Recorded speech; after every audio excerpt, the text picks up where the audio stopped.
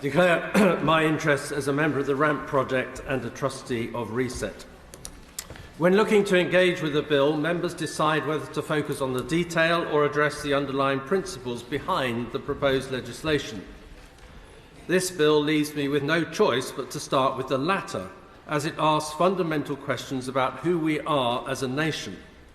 In order to supposedly reduce channel crossings, are we really prepared to consent to extinguishing, as the UNHCR puts it, the right to claim asylum and withholding support for victims of trafficking?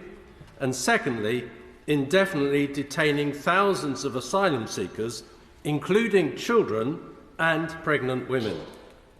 We have been left to consider the bill's provisions without an impact assessment, but these consequences will potentially lead to an unjustified, intolerable level of harm, which I would argue do not reflect who we are as a nation. This bill appears to be fundamentally about preventing those who have travelled to the UK irregularly from claiming refugee protection. This is in clear breach of the Refugee Convention and indiscriminately applies to everyone, regardless of the violence or persecution they may have fled. Let us be clear. This means even refusing to offer a child or a victim of trafficking the dignity of having their asylum case heard. More than 3/4 of asylum cases assessed last year were found to be valid, but under the new regime they would be automatically deemed inadmissible. This bill conversely gives up on the idea of returning people back home who do not qualify for asylum by grouping them with those who would qualify and attempting to remove them to a third country. In reality, both groups will be left in a permanent state of legal precarity to face a future of inescapable destitution. The Home Secretary's duty to detain and remove asylum seekers changes the nature of detention considerably. It moves it away from an administrative process to facilitate someone's removal to a wider system of confinement. Therefore, it disturbingly does not discriminate. The state will view a child or a pregnant woman first and foremost as individuals subject to immigration control, not as an innocent child or a vulnerable mother due to give birth. We need to ask, what about the government's duty to protect?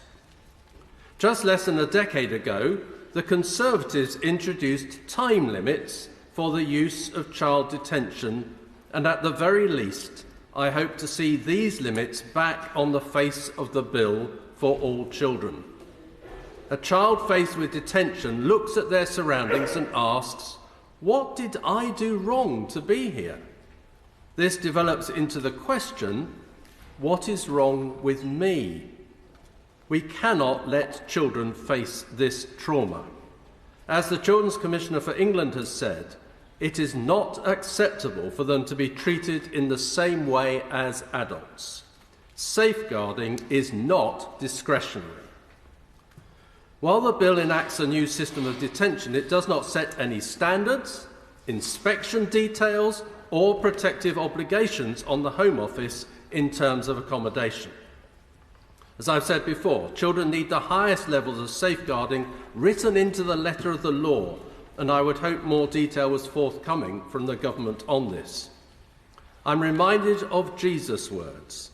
It would be better to have a millstone around the neck and be cast into the sea than to cause a little one to stumble. This responsibility needs to bear upon us heavily. No one is questioning the need for compassionate measures to prevent asylum seekers having to resort to dangerous crossings to reach sanctuary.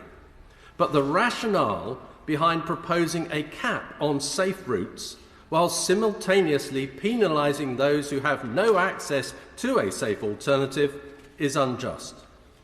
I do want to see the UK abdicate its responsibility as a global leader to explore sustainable solutions to forced migration in solidarity with the persecuted. Undermining the global system of refugee protection is no solution. and it is beholden on us all to remember that no one is too different and therefore any less worthy of compassion and respect. I hope our language in debate reflects this truth. The wonderful founder of Citizens UK, Neil Jameson, sadly passed away recently. He often shared this quote: "It is not hope that gives rise to action, it is action that inspires hope." It is this action I have seen communities up and down this country take as they have formed community resettlement groups, opened their homes to Ukrainian refugees, and supported asylum seekers to build new lives and feel hope again. The British people do support and help those who genuinely have need. Although there are strong feelings on the issues this bill raises, I pray, as we work together to bring a range of amendments, the legislation will better reflect hope and a deeper humanity.